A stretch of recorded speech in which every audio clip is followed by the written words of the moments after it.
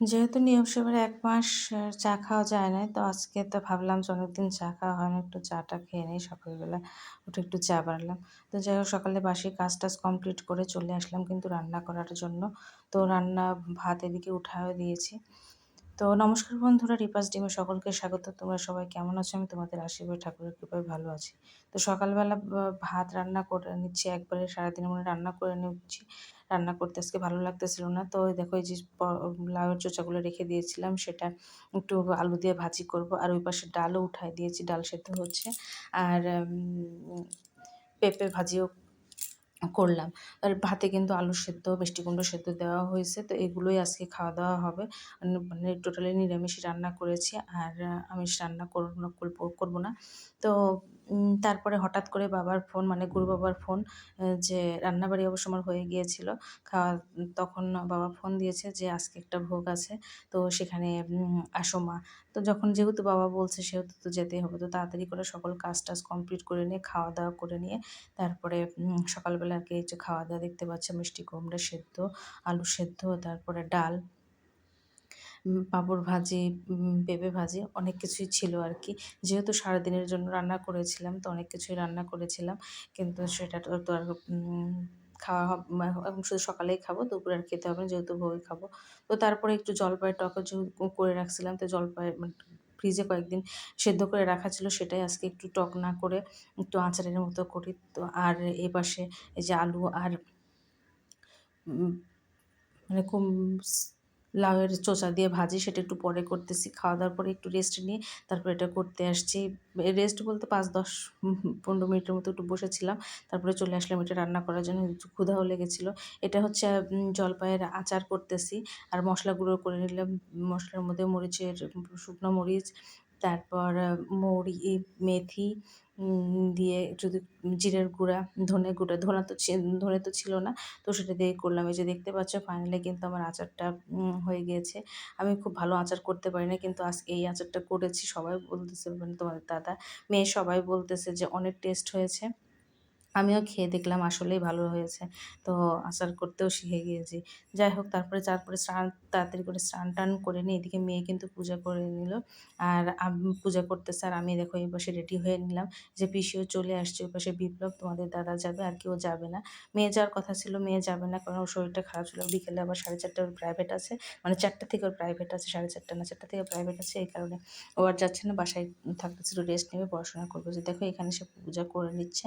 আর আমি বললাম, "তুমি তাড়াতাড়ি করে পূজা করে খাওয়া-দাওয়া করে একটু রেস্ট নাও।" সকালবেলা পড়ে আসছে আর আমরা চলে গেলাম। আর ওখানে কোনো ভিডিও করা হয়নি। মানে ১ম এ যে বাসায় বাবা ঠিকানা বলছিল সে বাসায় না, সে বাসার মানে উনার বাবার বাড়িতে অনুষ্ঠান হচ্ছে সেইখানে একবার গেলাম। যাওয়ার পর আবার চলে আসছি। তারপর আরেকটা জায়গায় মানে ঘোরাঘুরি করতে সে আর কোনো ভিডিও করা হয়নি। যাই হোক চলে আসলাম বাসায়। কারণ বাসায় এসে কোনো কাজ করছিলাম না মানে তাড়াতাড়ি করে চলে গেছিলাম। কাটাকাটি রান্নাবাড়ি করেই চলে গেছি। এগুলো সব পরিষ্কার করব। এসে পরিষ্কার করলাম। সব মাজা ঘষা কমপ্লিট, একেবারে সিঙ্ক ভর্তি থালা-বাসন ছিল। যত যা কিছু সব একদম গাদানো ছিল। দেখতে পাচ্ছ প্রেশার কুকার সহ সব সহ মানে কোনো কিছু রান্না করি মানে মাজা হয় না। শুধুমাত্র একটু সকালে খাওয়া-দাওয়া করে স্নান করে অন্যান্য কাজ করে চলে গিয়েছি। তো এগুলো মেজে পরিষ্কার করে নেব। মানে এতগুলো কাজ দেখে আমার তো এখন মাথা ঘোরার মতো অবস্থা। এই যে দেখতে পাচ্ছ পুরা এসে পুরো চুলটা মানে খোপা করে নিয়ে এখন কাজ করা শুরু করব। আসতে কিন্তু সন্ধ্যায় লেগে গেল। তো সেই কাজগুলো করতে আমার কিন্তু সেই সন্ধ্যার থেকে 8:30 বেজে গিয়েছে এগুলো কাজ করতে। তো সবকিছু কমপ্লিট করলাম। আবার কাপড় ছিল ১ বালতি মানে বড় বালতি ১ বালতি কাপড় ছিল যে করে একবারে স্নান-টান করে চলে আসলাম। রান্নাঘরও পরিষ্কার, সবকিছু মাজা ঘষা কমপ্লিট। তারপরে এখন একটু চা খাবো। আর তার আগে তোমাদেরকে দেখিয়ে দিচ্ছি। আজকে মানে অনেক কাজ করা হয়েছে। ভোগের ওখানেও যাওয়া হয়েছে, আবার বাসার কাজও করা হয়েছে। আজকে সারাদিন কোনো মানে রেস্ট নেওয়ার সময় পাই নাই। কাজ করতেই আছি, ওখান থেকে আসার পর কাজ, যাওয়ার আগে কাজ, আসার আগে কাজ। এই তো কাজ আর শেষ হয় না যেহেতু এতগুলো কাপড় ধোয়া হয়েছে। আর এখানে কিছু শাড়ি আর পেটিকোট মেলে দিলাম। ব্যালকনিতে ভাবছি মেলে দেবো, দিলাম না। পরে একটু চা করে নিচ্ছি। দাদা বলল একটু দুধ চা করো। রচাই করতে গিয়েছিলাম। পরে বলতেছিল দুধ চা করো, পাউরুটি আছে তো পাউরুটি দিয়ে ভিজিয়ে খাবে। তো যাই হোক আমি দুধ চা করে নিলাম। তারপরে রাতের খাবার করতে হবে। রাতের খাবার করব হচ্ছে রুটি তরকারি ছিল সেগুলো আমি ভাবলাম তারপরে অন্য কিছু কাজ আছে। একটু সুজি দেবো আর কিছু সকালবেলা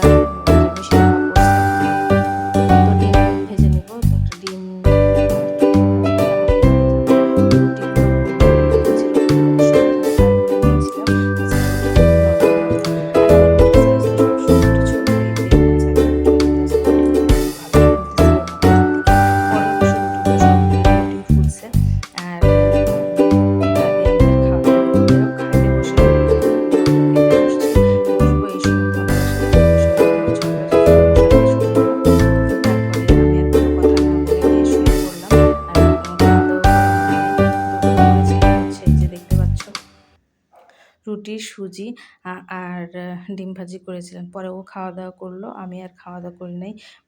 মেয়ে খাচ্ছিল, মানে ৩ জনে খেতে বসছিলাম। ঝামেলা শুরু হওয়ার কারণে আমি আর মানে ওখানে থাকলাম না। থাকলেই ২ টা কথা বাড়বে, আর কোনো কথা বাড়াতে ইচ্ছা করছিল না। তো সেই কারণেই সরে আসছিলাম। মাঝে, মাঝে এমন কিছু বিষয় নিয়ে মানে ঝগড়া অশান্তি শুরু হয় যে কিছু বলার থাকে না। যাই হোক, সেটা সবার সংসারে কম বেশি ঝগড়া অশান্তি তো হয়ে থাকে। তো যাই হোক, সেটা আমার ভিডিও ফিনিশিং দিয়েছিলাম না। সেটা দেওয়ার জন্য যে শুয়ে থেকে উঠেছি, উ উঠ একটু উঠে পড়লাম। তো ভিডিওটা কেমন লাগলো অবশ্যই কমেন্ট করে জানাবেন। যে যেখান থেকে ভিডিও দেখছি সকলকে অনেক ধন্যবাদ। নতুন ভিডিও দেখার আমন্ত্রণ জানিয়ে ভিডিওটা শেষ